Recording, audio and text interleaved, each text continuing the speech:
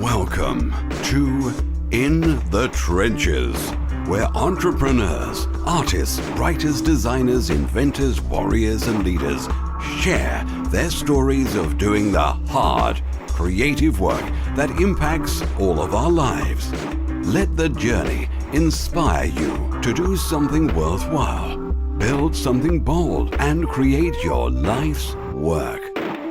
And now, your host, Tom Morkis. Welcome back, everyone, to another broadcast of In the Trenches. Today we have Jake Jorgovan, who is the founder of Outbound Creative, and we're going to be talking about how he helps agencies grow and scale, how he's building his company, and we're actually going to kick it off by talking about how very recently Jake almost got evicted from his apartment, and kind of the downsides, the real downsides of business and entrepreneurship and these ups and downs that we always experience. And maybe a lot of people don't shine a light on them, but I think it's important that we do. So before we get to that story, Jake, thank you for being on In the Trenches with us today. No problem. Thanks for having me on here, Tom. Yeah. So tell me about the story. I mean, we talked about it very briefly offline, but I wanted to save, obviously, the meat and potatoes for this. So what happened? How'd you get into this predicament, and how did it pan out? Yeah. So I'd say this is actually about 2.5 years ago now. So in the entrepreneurial world, I know I've been self-employed or, running my own businesses for quite a few years now. And we were living out in Colorado at the time. The first mistake was probably that we rented an apartment far more expensive than we should have, because I was making a good amount of money at the time we rented. And then I hit this point a few years ago. I ran an agency for several years. I left that agency, decided to go remote and start traveling. And at that point, I got into kind of web design, digital marketing, doing stuff in that field. And then I hit this period where I was like, I don't really want to actually be doing the digital marketing or the web design. And I started trying to transition. And, where I'm at now is I'm actually doing lots of consulting and running these dream client campaigns for these other agencies. And there's this whole little limbo of like, I want to get out of web design, digital marketing, and get to something else.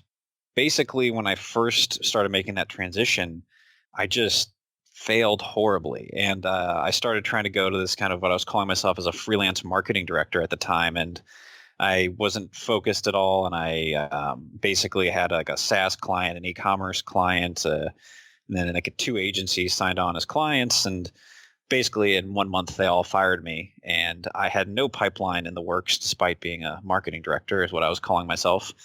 And pretty much got down to the wire, had not enough savings because we were just being stupid with finances at the time. And yeah, got to the point where we were, I think, 22 days late on rent, and we're getting attorney notices. So it was pretty terrible. But eventually that led to me coming through, bouncing back, getting to where the new business that I have now, and literally built that all up, which kind of came out of that pressure that came from that horrible situation.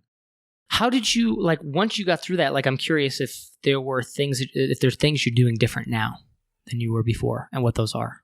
Yeah, the biggest thing I would say was just consistently staying focused on marketing myself all the time was one thing, and just consistently making sure that there's always something in the works. And at the time, and I would say, as an entrepreneur, I've always have all these other ideas or these other businesses that I want to build or run. But I would always get distracted by those, and I'd be chasing one thing, and then I'd be chasing the next thing. And I never really execute many of them, or many of them were crappy ideas, and I probably shouldn't have chased them anyway. But I was just constantly all over the place. And that led to me not focusing always on the things that was actually going to pay the bills, and just making sure that I have that safe baseline. So these days, I'm very much have a safe baseline with consulting. I'm very much a lot more calculated with any new businesses or ventures that I'm launching or I'm attempting to launch, and just always make sure that I'm just try to be a lot more conscious and just mindful of everything that I'm doing, and just where I'm at, and what the potential risk is in the pipeline, or what could happen in a few months if if everything dried up. So just try to be a lot more conscious and aware. That's awesome. Is there anything else? You mentioned this, you said constantly marketing myself. I think that's a challenge actually probably for a lot of people. I know for me, I'm still trying to get over that and say nope, it's okay. Maybe I can be more self-aggrandizing. I can maybe talk more about myself. because at the end of the day, you kind of have to. And I hate it, actually. Like, I hate talking about myself, but I know it's a means to an end. And so tell me a little bit about how you do that. Like, what does consistently marketing yourself mean to you, and how do you implement that? Yeah, so I actually eventually put together this system, and the simple thing and where anyone should start is pretty much just dedicating at least 30 to 60 minutes a day minimum to working on putting yourself out there. If you're doing anything where people are, paying you money, or, you need to be putting your brand or your own business out there to get clients or customers or anything, like, you need to spend that time marketing yourself. So that was the first thing, of just making that the first thing I do every morning. The way that I've done it, because it's also really easy though still to get scattered, and I've run into a lot of people that I work with as clients where they've got 6 projects started and nothing's ever launched or done. And so what I do is I follow a simple thing where I basically, at any given point, I'm doing 2 ongoing tactics.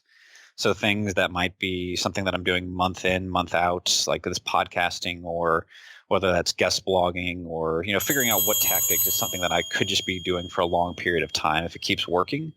And then I always try to just tackle one project at a time. So maybe I'm going to write this, book, or maybe I'm going to relaunch my website, or, recently I migrated my website over to Drip, so that's like a big project or a big hurdle and everything. So that's kind of how I look at it. So I have those ongoing tactics, and then like the one big project at a time. What's worked well for you, like in the past year or two? Like, what's been the most effective that you've seen? Like, oh yeah, I'm definitely getting a clear ROI from this activity, whatever it is. Podcasting has been the number one thing for me that I've found has grown. And I put this whole blog on my website called just growing, I think it was like podcasting to grow your network, or growing your business through podcast networking. What I was getting at with it is that with the podcast, it's not just about the audience, which is where almost everyone I suggest a podcast to is like, I got to get an audience and all that, which is great. And I do have an audience and I love that. But the amazing thing is that just when you start podcasting, you start interviewing and engaging with all these people, you make so many strategic partners, you meet so many other influencers, you get opportunities for exposure on other people's podcasts or webinars or events or anything like that. So it's almost like this way to basically build yourself up and it's almost like systematized networking in a way, is the way I look at a lot of it with podcasting. And there's just so many benefits to it. And I found that over 60% of my client base from last year came purely from podcasting in some way, shape, or form. That's interesting. Is there anything you're doing in particular with your podcast that's like helping you generate leads or move people even from the podcast to like reaching out to you? Yeah. So with a lot of the podcasts, there's a handful, and not every guest is like this. And I really do try to bring guests that are going to bring value and that I'm going to learn from. But I would say a big part of it is that with the podcasts, I do have some where I line up strategic partnerships with someone where I say, hey, you have an audience that's ideally a lot of my similar clients. If we do something together, I'll give you a commission off of any revenue or any clients that I end up getting through that.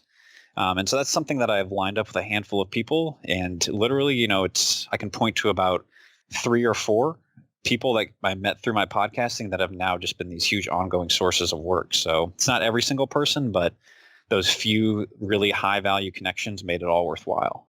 That's awesome. So with Outbound Creative, when you talk about kind of, being a driver for your business, the podcast, these people are driven to Outbound Creative, right? Is that, do I understand that conceptually? Yeah. So Outbound Creative has grown to basically into primarily my consultancy. I had a point where I was trying to scale that into something bigger and ultimately realized it wasn't an ideal business that I wanted to scale or grow or anything like that. So I've actually moved on to some other ventures. But with Outbound Creative, I do a lot of consulting with agencies and consulting companies to basically help them win more clients and figure out how to actually build strategies to grow their business. And then with some bigger agencies, I actually run these really eye-catching, physical outreach campaigns. So literally sending cakes to the VP of marketing at Budweiser and stuff like that to try to get meetings, and doing really fun, crazy stuff like that is what I do on some of the higher end consulting clients. So when you do something like this, just to kind of get into the weeds on that a little bit, like that sounds really fascinating, pretty interesting. Like, how do you come up with the ideas on something like that? Like, where do you come up with the idea to say, let's send a cake or something like that? What's your discovery process or approach to that kind of marketing? Yeah, so it's I try to let the creativity run with that one. And so I'm a very big fan of mind mapping and just getting a piece of paper, drawing the circle in the middle and then just start drawing little lines and circles all off of that. So I've used that exercise for a very long time. And so whenever I have a client and we're trying to figure that out, I start to try to just write, okay, who is it that we're trying to target? And then I start writing out, okay, like what's the objectives of this campaign? Or like, was there anything about the company, the client I'm representing that's unique? And what I do is whenever I'm trying to solve the problem or figuring out the fun, creative way that we're going to reach out, I start looking at it from different angles. So I start looking, okay, what else is going to get the attention of this person? And I start kind of asking that question for a while. Or I start asking like, okay, what would really show this personality of this agency or their unique value proposition in some sort of eye-catching visual way? So I almost try to keep asking myself different questions around the problem and asking that in a different way to kind of keep brainstorming new ideas until I come up with something that I think is going to be a good fit. And then when you do this kind of stuff with clients, like I'm just curious how collaborative that is in nature, because especially doing something like that, sending a cake or something like that, like do you typically, when you work with clients, do you do like a sign off or approval process? And are they usually pretty open to those ideas? Yeah, so it typically starts with a brainstorming document, where I start off learning everything I can from them, learning all about their business, who they're targeting. And then I basically, in that process, put together this whole entire brainstorming saying, here's all of my, ridiculous ideas on things we could do. I've had one of the crazy ideas that we've yet to have anyone sign off on, but I really want to deliver puppies to a business and like show up in a puppygram outfit and use that as a way to get into a big company and just like walk into a meeting basically with a puppy. But, can't get all of them approved, but I just, throw out a ton of ideas and let them kind of pick whatever's the best fit for them. So. And then I'm super curious about this because I don't know, I just think it's fascinating. Like with something like that, then if they were like, that's actually, let's do it. It's a crazy idea, but we're going to go with it. Do they then like, how do you typically work it? Is like, okay, now let's budget for this kind of thing. And that comes out of their pocket. Like, how does that work from a perspective when you do this kind of consulting? Yeah. So it's basically I start off all my clients doing an initial discovery and planning project. Yep. So I make sure to define the scope of that first, and we throw all the ideas out there and we basically walk away with that with a plan of saying, this is what we're going to do. And also here's, because they can look at different ones and we can say, okay, we can do these cakes for $100 each or something. Or if we're going to get puppies, that's going to get a little crazy. So, and so we kind of custom spec it based after the discovery project. Is that usually a paid discovery process? Yep. I always do a paid discovery process, and it's one of the best things I've ever done for my business. So. All right. So I'm going to selfishly ask some questions because I'm trying to implement this exact thing right now. What's your secret sauce to getting paid discovery or paid road mapping sessions? I love this. Okay, so the biggest problem that I think most people make with selling a discovery thing is that they just start trying to sell like them basically getting to make a quote, or they like only just focus it around this one core deliverable or thing that they're doing. And so it's like a lot of times discovery doesn't make sense for the client. Like you got to look at it in the client's eyes and not just, oh, well, I want to get paid before I go into this full thing. And like, you got to make it a benefit to them as well. And so early when I was selling discovery, I was just like, oh, I'm going to do your outbound planning. And that we're basically going to plan this campaign, which was good for me because I got paid to do this campaign, but I got tons of resistance because people would basically say, oh, well, what if we don't want to do it? Or if it ends up being too expensive, or we're just not sure. And so I got all this resistance from selling that because I was just basically selling my like planning part of the project. What actually worked really well for me is I switched to this process that I call, which is a sales teardown and a strategy blueprint. And so what I do is I basically holistically look at their business and I say, we're going to do a 90-minute call. I'm going to ask you a ton of questions, learn everything I can about your business, more than just about the outreach or more than just about, this specific thing. And I'm going to give you all of my thoughts and feedback for your business and the plan of what I think is going to be a good fit for this outreach campaign that we may do together. And so basically I'm giving them all of my ideas and feedback and thoughts for their business and not just planning the project. And so that way, I tell them, if you get one client out of this, if you get one big, takeaway from this, it's going to make the whole thing worth it.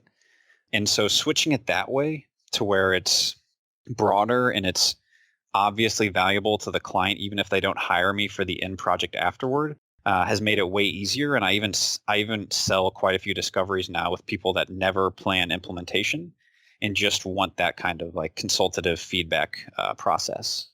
Nice. I like that. So that is something I want to implement actually right away, because I think I've been running into that because I just recently started doing this.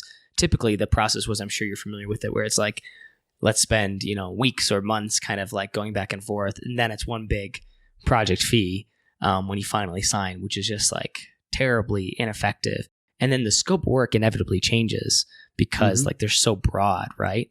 So I think it's totally necessary to actually plan out at the outset. But I think that's it. You hit the nail on the head. The idea of actual paid discovery, like the discovery process doesn't actually make sense for a lot of clients, or they don't think it makes sense for them. So it sounds like this idea of going through the sales teardown, a strategy blueprint, like coming at it from a different perspective, that kind of changes their perspective on it, would you say? And what are your thoughts on that? Yeah, and it's just saying that, I'm just going to give you all these ideas. You can actually implement on these on your own.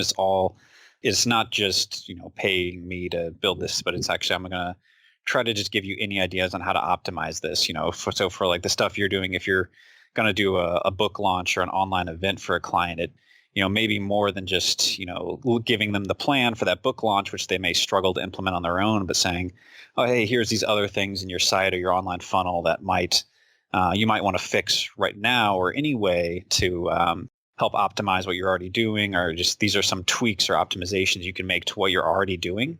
And those subtle tweaks and like optimizing is where I see a lot of people get tons of value from that. Interesting. Now, when you get into this, do you typically hop on a call and have a presentation ready to go before somebody actually says, "Oh yeah, let's pay for the discovery and then move forward"? Like, what's your lead into that even? Yeah. So basically, to the show, I was saying like how I actually sell that discovery. Yeah. Essentially, yeah. Yeah. So basically, I get them on a call. I do all my calls right now, which are about 30 minutes, just because I get a lot of lead flow through. And so I try to just qualify someone to make sure they're actually going to be a good fit first. So we typically do a 30-minute call, and I don't typically make the sale on that first call. Normally that's too fast unless they've been like nurtured and they've been a part of my email list for a long time. If it's at the end of the 30 minutes, basically that 30 minutes I spend most of the time just asking them questions, learning about them, qualifying if they're going to be a good fit. Then we normally get on a second call, or sometimes I'll make this 60 minutes and just do it all in one call if I can tell from the email that they're a really good fit. But basically I learn a ton about them. I try to deliver some insights and some initial feedback and value in that call. So I'm actually just, even if they don't buy from me, they walk away with something and have that positive feeling, and they don't think they just got sold for an hour. Mm-hmm. And then I always kind of ask a bunch of questions. I've got my hand standard ones that I go through, which help me kind of understand. And then I typically end it with, okay, well, is there anything else that I should know, or I can share a bit more about how we could work together? And that's kind of the question. And, and sometimes I have to ask that like 3 times because they just keep adding stuff. At that point, I'll say, okay, well, here is what I think I can do. I have this kind of process. It's called discovery. Here's how it works, blah, blah, blah. And I just kind of take them through that entire sales pitch or just kind of outline the service. And then I ask, okay, does that sound like it would be a good fitting process for you? And I don't give them the price or anything yet, but I want to make sure that like they understand what I'm proposing with discovery and that they are in agreement that this is a good route forward and would be beneficial to them. Because sometimes people don't understand quite what you're saying or what you're trying to offer. So just getting clear on that, making sure you're aligned. And only then, once you've got them aligned and they're in agreement that this is a good route forward and this makes sense for them, then that's actually when I put out the pricing and everything for it. And do you do all this on the call? Yep, do all this on the phone call. Like I said, if sometimes it's a 30-minute phone call and then I'll do a 60-minute, or sometimes I just do a 60-minute up front if it's very clear from the email that they're a qualified lead. So got it. Interesting. Well, this is really good stuff. I'm excited to test some of this stuff out. So at the end of that, though, what you have is like a full plan for them. And at that point, you actually come to them with specifics too, like what the plan would be, what it would probably cost to implement, all those kind of things, right? So that is a big benefit to the company or whoever's going to hire you. Yeah, so they walk away from it all with basically like a plan of saying, hey, these are the things you can do. These are the tactics. This is what the outreach campaign will look like. And then also, again, I have a whole section in there on optimization, which I'm just saying, because I look at for my process, I'm saying, okay, I'm going to look at, is there any holes in your sales process? A lot of times, literally what I'm just talking about, I'm trying to help companies say, okay, you need to start implementing some sort of discovery, because if you're selling the wrong way, then that's going to be hurting. Or may say like your proposals could be improved, or the way you're closing or something like that. So I have this whole optimization section as well, which also tends to be really valuable for people. That's interesting. Okay, cool. So moving beyond this, that's a really fascinating look at kind of what you do and how you do it. When you then run this, what's your typical like length of consulting client? Like how long are you working with these companies for, and these individuals? Yeah, so when I do the sales teardown, it's pretty simple of just 90-minute call. I send over this whole feedback document. We have another 90-minute call to go over that, and then I kind of shell that up into just like a feedback and actual execution plan. So that's kind of just the initial discovery project. And then out of that, again, when I do sign on with a client, I typically do about a 6-month engagement with someone where, I'm actually helping them implement one of these campaigns longer term, or building their sales team, or whatever that could look like. Mm-hmm. So that's, typically what an engagement looks like. I have some clients that have been with me over a year now, but it's, typically about 6 months. And I try to go into it with the mindset of, I want to get you to a point where you don't need me anymore, because I don't want to be kind of consulting and with them forever. I want to get them to a point where they can level off and then go off on their own and have those capabilities built in-house. So that's kind of my mindset and goal with clients. Okay, that's interesting. Do you let them know that? Like, is that a value proposition for them? It's something that I just kind of try to share that, again, I think that's a difference between, I guess, a solo consultant like myself and an agency. I think if a solo consultant I think that's actually where a lot of solo consultants kind of mess up, is where they go into it and they try to pretend that they're going to be with this company forever. And realistically, as one person, you're going to change and grow and evolve, and you may not even want to be working with this client in a couple of years. So I go into it and I kind of set that expectation. If someone actually runs an agency or something, then like they want that client forever, because that's how agencies work. But I try to go into it and just leave them in a better spot than when I started. I like that. That's interesting.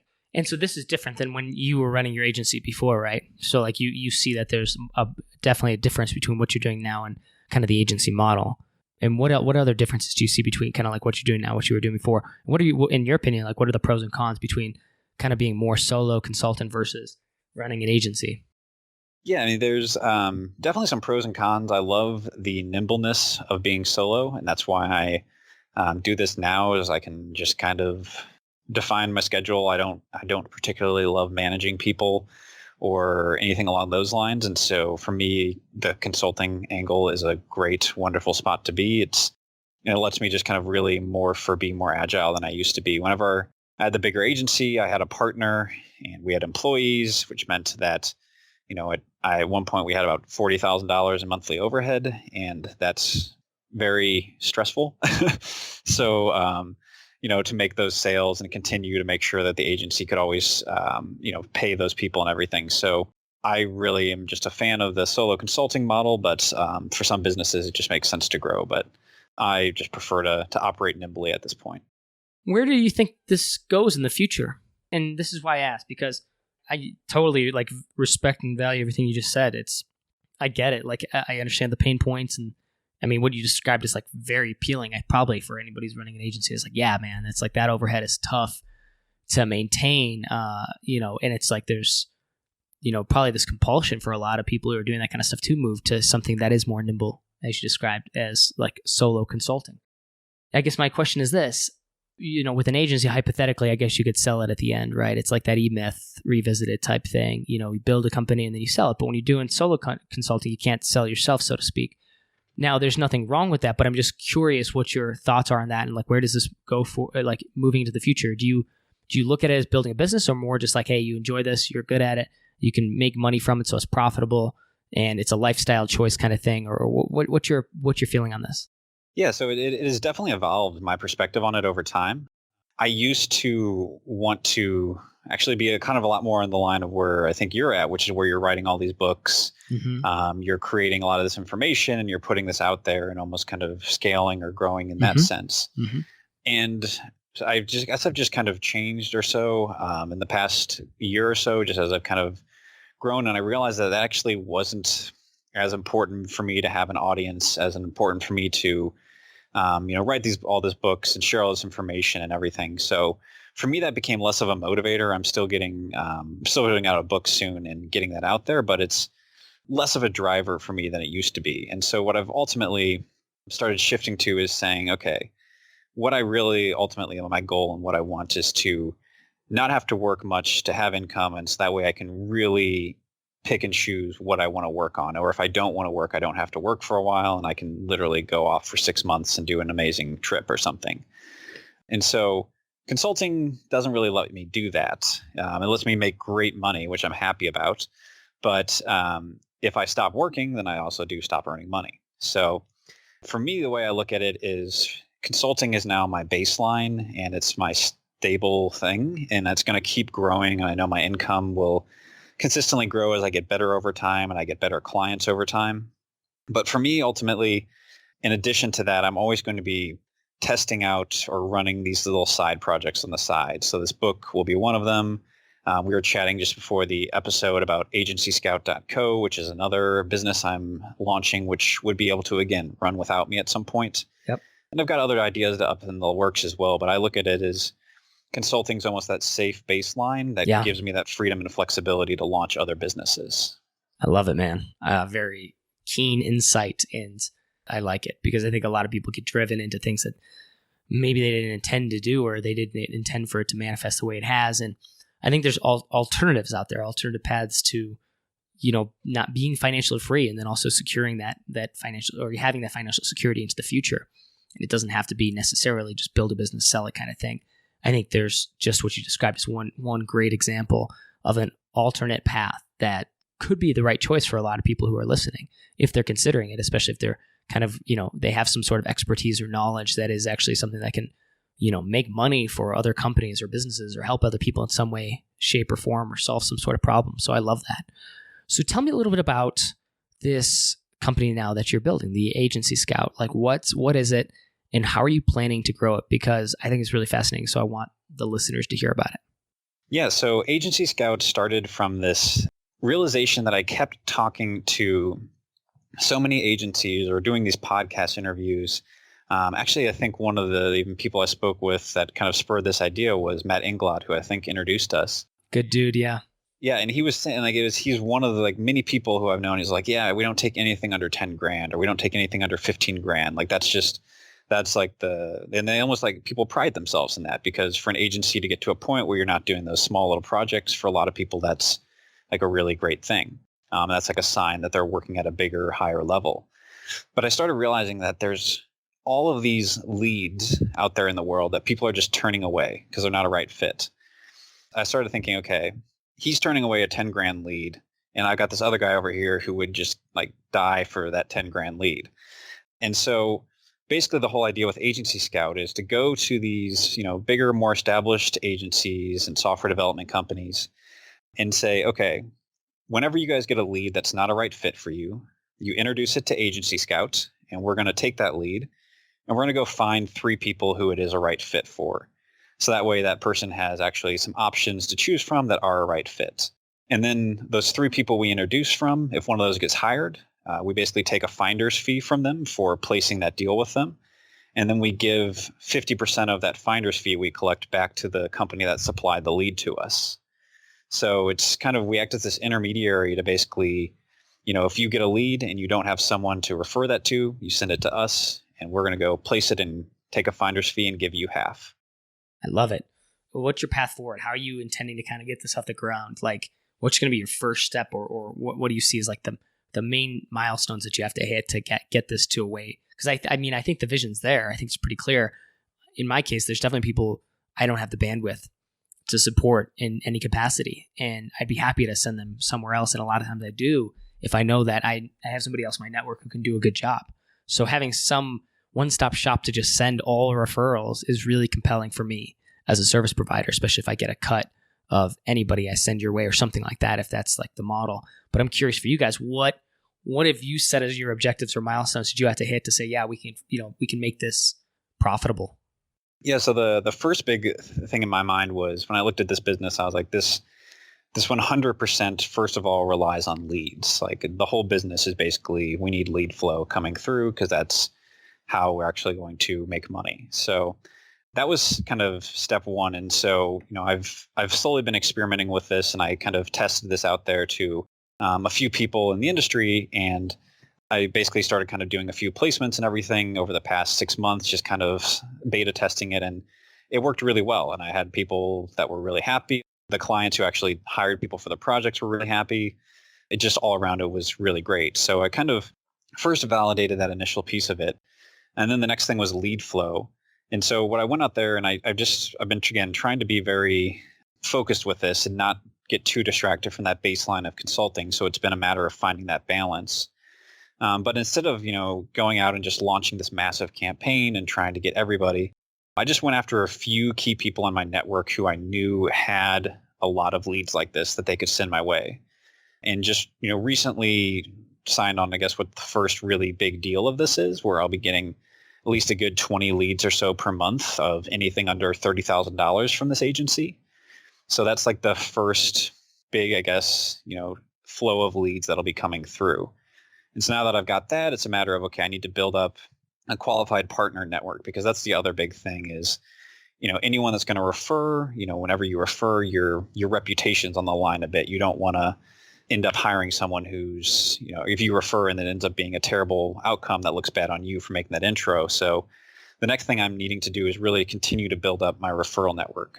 I've got a ton of people in my network already from working in this agency and freelancer space already, but I know as more and more leads come through, I'm going to need to grow that network, find more people, check references, and actually make sure that we have really qualified people to network on that. That's awesome. Do you have like specific dates in mind of where you want to hit these milestones? I'm just curious, like how aggressive you are moving toward this. Yeah, that's the wonderful thing about this being on the side for right now is that I'm taking it slow. Yep. I've in past businesses, I always just kind of like got really crazy and just dove straight in. And at this point, I'm just like, okay, let's build this slowly and methodically. We're going to, make small steps and actions toward each week, but I'm not trying to hit any major milestones. I'm just trying to say, okay, can we continue to validate this? Can we continue to prove that this works? Can we get revenue going through? And then can we build that up in like a slow and sustainable way? I'm not trying to make $1 million overnight or something. If this takes me a year or year and a half to build up, that's totally fine with me. So I'm totally just taking it slow and just building it up step by step here. Got it. I love it. Well, Jake, thank you for all the time you've spent with us today. I think these are some really great insights. I want people to check out agencyscout.co. Check it out. I know you'll probably be sharing more about it. So another place to find you, I believe, is outboundcreative.com. But is there any other place where people can find you, reach out to you, connect with you? And then is there any other place or product that you want to point people to? Yeah, the other big website for me is just jake-jorgovan.com. That's where I've got my own blog and podcast. So I've also got a podcast called Working Without Pants, where I interview agency owners and consulting type companies every week and talk pretty much mainly about how to win new clients for agencies and consulting businesses. So workingwithoutpants.com would be the website for that as well. Fantastic. Well, Jake, thank you so much for being on In the Trenches, man. It was a pleasure. Thanks for having me on here, Tom. Thank you for listening to In the Trenches. Your creative work doesn't stop here. Join the Resistance, the small but growing army of entrepreneurs and artists putting a dent in the world at www.tommorkis.com. Never fight alone. Join the Resistance.